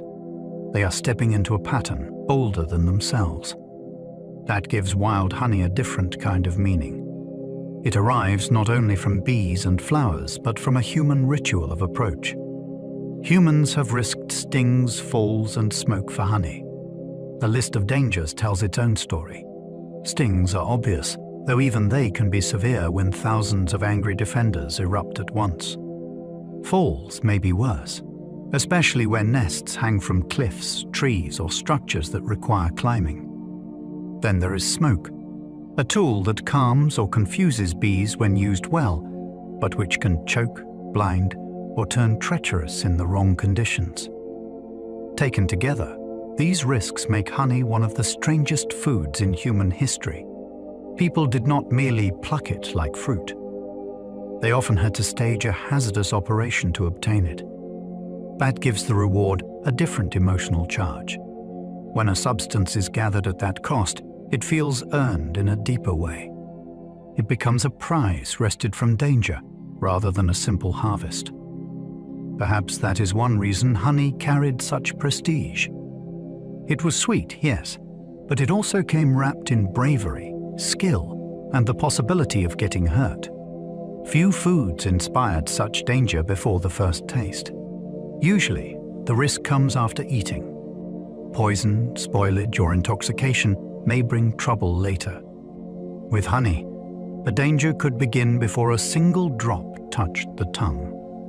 The harvest itself might require climbing, smoke, sharp tools, balance, teamwork, and the willingness to face a furious colony defending its stores. That reversal is striking. The peril belonged not to digestion, but to desire. Human beings wanted sweetness badly enough to confront pain and exposure simply to reach it. In that sense, honey reveals something fundamental about us. We are not drawn only to what sustains life in the plainest way. We are drawn to delight, rarity, and rewards that seem worth a story afterward. A person who climbs toward a nest is not acting with cold practicality alone. There is longing involved. Honey occupies that beautiful and dangerous space where nourishment, pleasure, and daring overlap. Long before the feast begins, the adventure has already started. Wild honey can carry the fingerprint of forests we barely know. When bees forage in remote woodland, mountain valleys, or complex tropical habitats, the result may hold traces of plant communities that most people never notice and could not easily name. There may be nectar from towering canopy flowers, shrubs hidden in understory shade, seasonal herbs that bloom briefly after rain, or trees that belong to ecosystems still only partly understood by science. That gives truly wild honey a thrilling quality. It can be more than local food. It can be a concentrated sample of an environment that remains, to many of us, largely mysterious. Taste becomes a clue. Color, aroma, and texture may all hint at botanical worlds beyond ordinary familiarity. In that sense, a spoonful can function almost like a field note from a forest you have never walked. The bees have surveyed a place your senses did not, and they return with evidence. Wild honey lets remote ecology travel into human hands in edible form. In some places, honey gathering still depends on reading seasons perfectly. Miss the window and the whole effort may fail. Flowers may have passed their best moment, rain may have diluted nectar, colonies may have shifted behavior, or the comb may not yet be ready. Traditional gatherers often rely on close attention to bloom, wind, temperature, moonlight, migration, and the remembered timing of previous years. This is knowledge tuned not to calendars on walls, but to living patterns in the landscape. That makes the practice intellectually impressive as well as physically demanding. A good honey hunter is often part climber, part ecologist, part weather reader, and part historian of place. The work depends on noticing signals that many outsiders would never register. A tree flowering slightly early, a dryness in the air, a change in insect movement. These details matter. They determine whether the journey will bring abundance, danger, disappointment, or nothing at all. Honey, in those places, remains inseparable from exquisite seasonal timing. Honey hunting linked people to bees long before beekeeping existed. Before hives were built, before frames could be lifted, and before beekeeping manuals taught management, there was the older bond of pursuit and discovery. Humans learned to watch bee flight, locate nests, read terrain, and approach colonies that belonged entirely to the wild. That early relationship was not one of ownership. It was one of attention. People had to understand enough about bees to find them, respect enough about them to survive the encounter, and value enough in their stores to keep returning. In that sense, honey hunting may have been one of humanity's first sustained interactions with another organized insect society. Long before domestication, there was fascination. Long before agriculture shaped landscapes, there was this strange partnership of theft, observation, and dependence. That ancient link matters because it reminds us that our connection to bees did not begin in neat apiaries. It began with watching, risking, learning, and reaching into the hidden homes of the wild.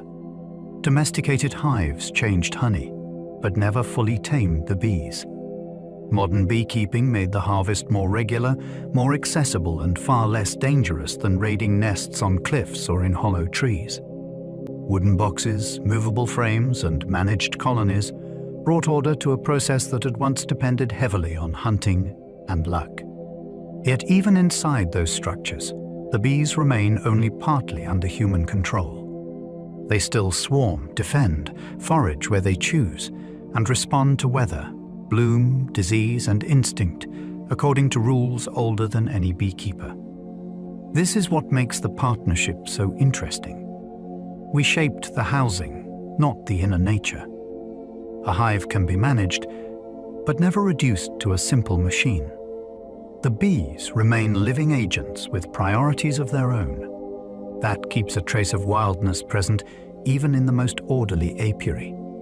Domestication changed our access to honey, but it did not erase the ancient fact that this sweetness still depends on creatures that ultimately answer to themselves. Even modern beekeeping still depends on wild instincts. A beekeeper can provide boxes, monitor health, harvest surplus, and try to guide events, but the core labor still belongs to bee behavior shaped by evolution. No person teaches a forager how to navigate by sun and scent. No person instructs workers to process nectar, ventilate the hive, care for brood, or defend the entrance with coordinated urgency. Those capacities arrive already written into the colony's instincts. Modern methods succeed only because they cooperate with that inherited intelligence rather than replace it. That is a humbling thought. Even at our most organized and technological, we still rely on ancient behaviors we did not invent and do not fully command. The beekeeper is partner, steward, and observer, but never the true author of the hive's genius. Honey remains, at its core, the product of wild biological wisdom. That is part of why it never loses its wonder. However modern the box may look, the brilliance inside it is still profoundly untamed. Honey can crystallize naturally, and that does not mean it failed. A smooth golden jar can seem like the ideal, so when the contents turn cloudy or firm, many people assume something has gone wrong. In truth, crystallization is often a sign that the substance is behaving exactly as its chemistry suggests it should. Some sugars remain dissolved less willingly than others, and over time they begin organizing into tiny solid structures that spread through the jar. What looks like a flaw is often simply a change of state. This matters because it reveals how alive the material remains after harvest. It is not frozen in perfection forever. It continues to respond to its own inner balance. Some varieties crystallize quickly, some slowly, and some in textures so fine they feel almost silky. The surprise is not that this happens, but that we ever mistook constant smoothness for the only natural form. A jar becoming solid can be less a failure than a quiet confession of authenticity. A jar turning grainy is chemistry, not spoilage. The texture can feel startling at first, especially if you expected a clear pour and instead meet a spoonful that seems sandy or thick. Yet that graininess usually has far more to do with sugar behavior than with rot or contamination. Microbial spoilage brings sourness, gas, or other obvious signs of breakdown. Crystals are different. They form when glucose begins separating from the liquid phase and arranging itself into tiny solids, which then encourage more of the same. The result can spread through the whole jar until the texture changes completely. That shift may look dramatic, but it is often perfectly harmless. In fact, it can be one of the clearest reminders that honey is not a syrup manufactured for uniformity. It is a natural product with its own internal tendencies. The grainy spoonful tells a scientific story, not a tragic one. It reveals molecules settling into order, not the food slipping away into ruin. Some people prefer creamed honey precisely because of crystals. To anyone who thinks crystals are a defect, that preference can seem almost backwards. Yet creamed honey turns crystallization into a texture people actively seek out. Instead of large, rough crystals forming unpredictably, the process is guided so that countless very small ones develop in a controlled way. The result is smooth, spreadable, and almost velvety, more like soft butter than sticky syrup. That texture changes the whole experience. It no longer runs off bread or drips from a spoon with such urgency. It settles, holds, and spreads with calm precision. This is fascinating because it shows how a process often feared in the jar can become the source of delight when properly understood. People are not merely tolerating crystals here. They are celebrating them. What many consumers mistake for failure can, under different handling, become a prized style in its own right. Chemistry has not ruined the honey. It has given it a second personality. Warmth can melt crystals, but also blur delicate aromas. There is always a temptation to restore a crystallized jar to full clarity with heat, and in moderation that can work beautifully. The granules soften, the mass loosens, and the familiar pour returns. Yet heat is not a neutral helper. Along with melting crystals, it can also drive off some of the most delicate aromatic compounds that give a fine honey its subtle character. Floral notes can become muted. Lighter scents may thin out. The jar may regain smoothness while losing some of the very details that made it interesting. That trade-off makes warming more than a simple kitchen fix. It becomes a choice about what you value most, texture or nuance. This is one of the loveliest tensions in the whole subject. The desire for visual perfection can quietly erase part of the invisible story. A clear jar may look more appealing, while a cooler one may speak more fully of blossom, field, and season. Honey stored badly can ferment into something fizzy and alive. That transformation surprises many people because it feels more suited to fruit juice or cider than to something so thick and stable. Yet under the wrong conditions, especially when moisture rises enough for yeasts to wake and work, the calm sweetness can begin moving toward fermentation. Bubbles may appear. The aroma can shift. The flavor may tilt towards sourness, tang, or something reminiscent of very young alcohol. What was once quiet and shelf-stable becomes restless.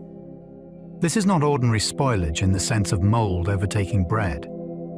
It is a living biochemical turn, a dormant possibility becoming active when the conditions allow it. There is something dramatic in that change. The same substance that can rest for astonishing lengths of time can also spring into motion if the balance tips. A badly stored jar becomes a lesson in contingency. Stability was never magic. It depended on the rules being kept, and when they are broken, the sweetness begins to wake. Water is the quiet line between honey and fermentation. Such a small factor can seem almost too simple, yet moisture level helps decide whether the substance remains peacefully preserved or becomes vulnerable to yeast activity. Below a certain point, the environment is too concentrated and inhospitable for fermentation to get going. Add too much water, whether through premature harvesting, poor storage, or careless handling, and the balance changes. Suddenly, the door opens to a different future. That thin line is fascinating because it shows how preservation can depend on restraint rather than abundance. More water sounds harmless. In this case, it can be exactly what turns stability into risk. It is almost poetic. The substance owes its endurance to dryness, and the thing most likely to undo that endurance is the return of moisture. A single hidden variable becomes the boundary between stillness and activity. Honey lives on one side of that border. Mead and sourness wait on the other, patient for the threshold to be crossed. Filtering honey changes texture, but also removes part of its story. Straining can make a jar look cleaner and feel smoother, which is why it appeals to producers and buyers alike. Bits of wax, stray particles, and some suspended material are taken out, leaving a more uniform appearance. Yet the process can also take away small clues about origin and handling that a less processed jar might still carry. Texture becomes simpler. The visual impression becomes tidier. At the same time, some of the natural complexity is reduced. This creates an interesting tension between polish and personality. A heavily filtered product can seem more refined, while a less filtered one may feel closer to the hive and the place it came from. Neither choice is automatically right in every context, but they tell different stories. One aims for clarity and consistency. The other preserves more of the material's original character. In that sense, filtration is not just a technical step. It is an editorial decision about how much of the source remains visible. Raw honey can contain pollen that reveals where it came from. Those grains are tiny, easy to overlook, and often present in very small amounts, yet they can act like botanical fingerprints left behind by the landscape. When bees gather nectar and move through flowering plants, pollen may enter the honey along the way. If the product remains relatively unprocessed, some of those grains stay suspended within it. Under a microscope, they become clues. Different plant species produce pollen with distinct shapes and surface patterns, allowing trained eyes to identify at least part of the floral world behind the jar. That makes raw honey feel almost like a natural archive. Hidden inside the sweetness may be minute evidence of orchards, hedgerows, meadows, or woodland boom. This is one of the most enchanting things about it. The story of place is not only tasted or smelled, it can sometimes be seen. A spoonful becomes more than a food. It becomes a tiny record of where bees have been. Experts can sometimes trace a honey's origin through microscopic clues. This kind of detective work sits at the meeting point of science and patience. Analysts may examine pollen grains, tiny particles, and structural details that most people would never notice, then compare them with known botanical and regional patterns. From those minute traces, they can sometimes infer where the product was made, what kinds of plants contributed to it, and whether the label telling its story is likely to be trustworthy. The scale of the clues is part of the wonder. Vast questions of geography and authenticity can hinge on things almost too small to imagine clearly. A jar on a table may look silent and anonymous, yet under magnification, it can begin to speak. That ability turns honey into evidence. It is not only enjoyed, traded, or gifted. It can also be interrogated. The microscope becomes a bridge between the visible and the hidden, allowing experts to read a landscape from fragments suspended in sweetness. Fraudulent honey exists because real honey is worth imitating. Counterfeiting is, in a strange way, a backhanded compliment. Nobody bothers faking things that carry no value, no reputation, and no market demand. The existence of fraudulent honey tells you that genuine honey commands trust, money, and desire strong enough to tempt imitation. Syrups may be blended in, origins may be misrepresented, and labels may promise floral or regional identities the jar did not truly earn. That deception matters not only because it cheats buyers, but because it exploits everything people love about the real thing. It's linked to bees, flowers, place, labor, and rarity. In other words, the fraud borrows prestige from authenticity. That makes the real article seem even more precious. A true jar contains the work of a colony, a landscape, and a season. A fake attempts to copy the appearance while skipping the wonder. The very existence of imitation reminds us how remarkable the genuine substance really is. Some honey can be dangerous when certain flowers poison the nectar. Most of the time, people speak about honey as though it was safely golden by default, yet there is a stranger side to the story. In a few regions, bees may collect nectar from plants whose chemicals remain potent enough to trouble the humans who later eat the finished product. That means a substance usually linked with comfort can, under rare circumstances, become a kind of botanical trap. The danger does not come from spoilage or fraud. It comes from the flowers themselves. The bees are simply doing what bees always do, gathering from the landscape available to them. What changes is the chemistry of that landscape. This is one of the reasons honey never stops being fascinating. It is not merely sweetness in the abstract. It is an extract of real ecosystems. And ecosystems can include plants that defend themselves with powerful compounds. In rare cases, the hive carries that wildness straight through into the jar. Mad honey once confused armies with its strange, intoxicating power. This sounds like legend told around a fire, but ancient writers described troops being overcome after eating toxic honey in regions around the Black Sea. The likely cause was nectar gathered from certain rhododendrons containing granotoxins, plant compounds capable of causing dizziness, weakness, sweating, low blood pressure, and confusion. That gives the story an almost unbelievable twist. Honey, usually a symbol of reward and abundance, briefly becomes a weapon of geography. A marching army meets an unfamiliar landscape, samples its sweetness, and suddenly finds itself disoriented by the plants of that place. Whether every detail survived perfectly in the retelling, the larger truth remains remarkable. Nature sometimes hides its sharp edges inside attractive things. Mad honey is one of the best examples. It reminds us that the relationship between bees, flowers, and people is not always simple. Sometimes the sweetness carries the logic of a wild mountain shrub rather than the comfort of the table. Rhododendron nectar can turn honey into a natural toxin. That fact feels almost impossible because rhododendrons are so often admired for beauty rather than danger. Yet some species contain granotoxins, and when bees gather enough nectar from them, those compounds can persist into the finished honey. The result is a product that looks ordinary enough, amber, inviting, and familiar, while carrying chemistry capable of affecting the heart, nerves, and sense of balance. This contrast is part of what makes the subject so memorable. The threat is not visible. It arrives hidden inside something people are used to trusting.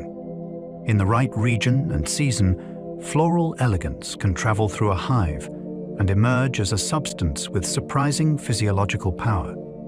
That does not make all rhododendron honey dangerous everywhere, and it does not turn ordinary honey into a menace. What it does reveal is how completely honey reflects the botanical world around it.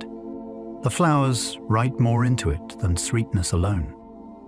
Even honey has a wild side that resists simple praise.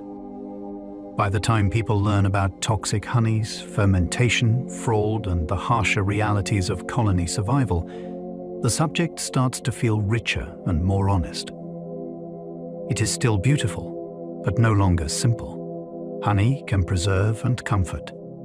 It can also mislead the unwary, reflect dangerous plants, or reveal how dependent sweetness is on ecology, climate, and chance. That complexity is one reason it remains so compelling. Many foods become dull once you understand them. This one grows stranger. The more closely you look, the less it behaves like a harmless background ingredient, and the more it resembles a concentrated piece of the living world, full of value, risk, and surprise. Praise alone cannot contain it. Honey deserves admiration, but also respect. It belongs to bees first, to landscapes second, and to us only after that long chain of transformations. Its wildness is part of its power, and part of why it never becomes ordinary. Infants should not eat honey, even though adults usually can. This is one of the most important warnings in the whole subject, because it feels so counterintuitive. Adults often treat honey as wholesome and safe, yet babies under 1 year old are different in a crucial way. Their digestive systems are still developing, which means they are more vulnerable to certain spores that can be present in honey without causing problems for older children or adults. That contrast makes the warning easy to forget and important to repeat. A substance that seems natural and nourishing can still be the wrong choice at the wrong age. The danger is not that honey turns bad only for infants. It is that the infant gut can provide conditions in which those spores become much more serious. So here, safety depends not only on the food, but on the stage of life of the person eating it. One sweet spoon can be ordinary for an adult and inappropriate for a baby. Spores harmless to adults can be dangerous for babies. That small biological detail explains the larger warning. Honey can sometimes contain spores of bacteria that do not usually trouble healthy older people because mature digestive systems prevent them from taking hold in the same way. In infants, especially those younger than 1 year, the situation is different. The spores may germinate in the gut and produce toxin, leading to infant botulism, a rare but serious illness. What makes this so striking is that the risk comes from something invisible and naturally occurring, not from obvious spoilage. The honey may smell fine, taste fine, and look perfectly normal. That is why the advice is so firm. You cannot inspect your way out of the hazard. You can only avoid giving it to babies. It is a reminder that food safety is not always about freshness alone. Sometimes it is about biology, timing, and who is consuming the food in the first place. Honey can preserve, nourish, heal, intoxicate, and occasionally harm. Very few foods contain such a wide range of human experiences. In one context, honey sits in a sealed jar for years, resisting decay with astonishing stubbornness. In another, it sweetens bread, supports healing traditions, or appears in carefully prepared medical dressings. Elsewhere, fermentation turns it toward mead, and toxic plant chemistry turns it toward intoxication or danger. That breadth is extraordinary. Most ingredients remain in one lane. Honey seems to move across several at once. It can be food, medicine, trade good, ritual object, preservative, and rare warning sign, all depending on circumstance. This is why it never settles into something merely cute or quaint. It is too versatile, too storied, and too entangled with both comfort and risk. A single substance made by bees manages to touch nourishment, chemistry, culture, and danger in one long arc. That range is not a contradiction to be resolved. It is the whole fascination of honey. No sweetener on earth carries quite so many contradictions. It is soothing, yet sometimes dangerous. It feels ancient, yet continues to surprise modern science. It belongs to wild insects, yet sits in neat jars on supermarket shelves. It is associated with purity, though it is also faked precisely because the genuine article is so prized. It can remain stable for astonishing lengths of time, yet under the wrong conditions, it may ferment and change. These opposites are not accidents. They are the reason honey refuses to become boring. Sugar can be sweet, but it does not usually carry forests, rituals, medicine, archaeology, fraud, and toxic mountain flowers in the same story. Honey does. It has one foot in the hive and one in human imagination, which is why it has been treated as treasure, remedy, delicacy, and mystery for so long. Its contradictions are not flaws around the edges. They are the shape of the subject itself, and they make every spoonful more interesting. Honey is both a food and a record of ecology. That may be the most beautiful truth of all. When you eat it, you are not only tasting sweetness, you are meeting the outcome of relationships between flowers, weather, soil, season, bees, and landscape. Some of that record may appear in flavor.